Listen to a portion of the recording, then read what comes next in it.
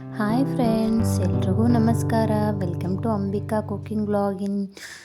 Friends, ಇವತ್ತು ನಾನು ಸೂಪರಾಗಿ ಮತ್ತು ಸಾಫ್ಟಾಗಿರುವಂಥ ಮೆಂತ್ಯ ಸೊಪ್ಪು ಹಾಕ್ಬಿಟ್ಟು ಚಪಾತಿ ಯಾವ ರೀತಿ ಮಾಡೋದು ಅಂತ ತೋರಿಸ್ತಾ ಇದ್ದೀನಿ.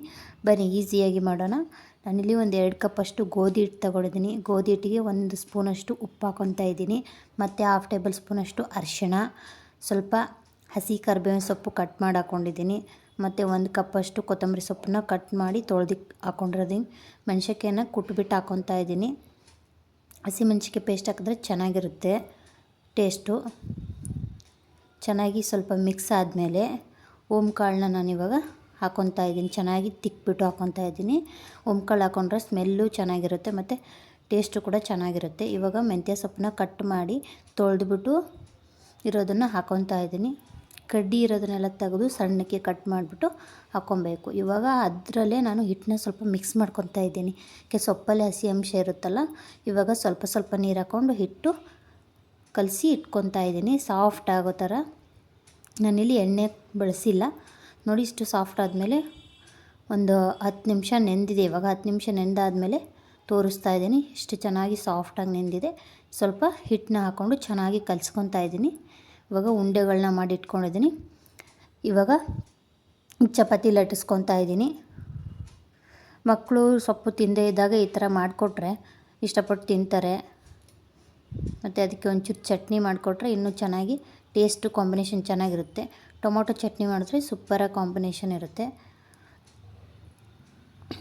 ಚೆನ್ನಾಗಿ ಟೇಸ್ಟ್ ಅಂದರೂ ಇರುತ್ತೆ. ಇವಾಗ ಸ್ವಲ್ಪ ಸೈಡಲ್ಲಿ ಕಿತ್ತೋಯ್ತು.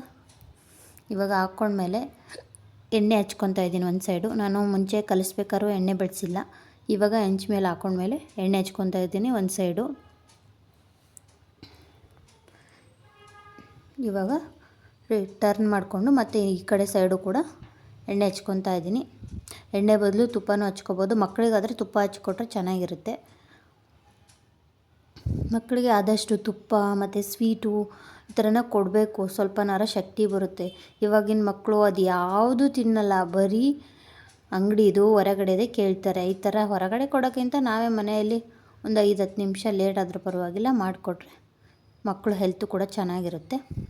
ಇವಾಗ ಚಪಾತಿ ಬೆಂದಿದೆ. ಅದು ಬೇಯೋ ಅಷ್ಟೊತ್ತಿಗೆ ಇನ್ನೊಂದು ಕೂಡ ಮಾಡ್ಕೊಂಡಿದ್ದೆ. ಇವಾಗ ಅದನ್ನು ಹಾಕ್ಕೊತಾ ಇದ್ದೀನಿ. ಅದು ಕೂಡ ಹಾಕ್ಕೊಂಡು ಚೆನ್ನಾಗಿ ಎಣ್ಣೆ ಅಪ್ಲೈ ಮಾಡ್ಕೊತಾ ಇದ್ದೀನಿ. ಎಣ್ಣೆ ಹಚ್ಕೊಂಡು ಇವಾಗ ಈ ಕಡೆ ಸೈಡು ಟರ್ನ್ ಮಾಡಿಕೊಂಡು ಇವಾಗ ಈ ಕಡೆನೂ ಕೂಡ ಎಣ್ಣೆ ಹಚ್ಕೊತಾ ಇದ್ದೀನಿ. 2 ಕಡೆನೂ ಚೆನ್ನಾಗಿ ಎಣ್ಣೆ ಹಚ್ಕೊಂಡು ಬೇಯಿಸ್ಕೊತಾ ಇದ್ದೀನಿ. ಸ್ಮೆಲ್ ಮಾತ್ರ ಚೆನ್ನಾಗಿ ಬರ್ತಾಯಿತ್ತು. ಸೂಪರಾಗಿ ಮೆಂತ್ಯ ಚಪಾತಿ ರೆಡಿಯಾಗಿದೆ. ತುಂಬ ಸಾಫ್ಟಾಗಿ ಬಂದಿದೆ. ಇವಾಗ ನೋಡಿ, ನಾನಿಲ್ಲಿ ಟೊಮೊಟೊ ಚಟ್ನಿ ಮಾಡ್ಕೊಂಡಿದ್ದೆ. ಅದಕ್ಕೆ ಒಳ್ಳೆ ಕಾಂಬಿನೇಷನ್ ಆಗಿರುತ್ತೆ ಟೇಸ್ಟ್ ಅಂತೂ. ಸ್ವಲ್ಪ ಶೇಂಗಾ ಹಿಂಡಿ ಮತ್ತು ಮೊಸರು ಸೂಪರ್ ಅಂದರೆ ಸೂಪರ್ ಕಾಂಬಿನೇಷನ್ ಆಗಿರುತ್ತೆ. ನೀವು ಈ ಥರ ಟ್ರೈ ಮಾಡಿ. ಟೇಸ್ಟ್ ಅಂತೂ ಮಾರ್ವಲಸ್ ಆಗಿತ್ತು ನೋಡಿ. ಎಷ್ಟು ಸಾಫ್ಟಾಗಿದೆ ಚಪಾತಿ.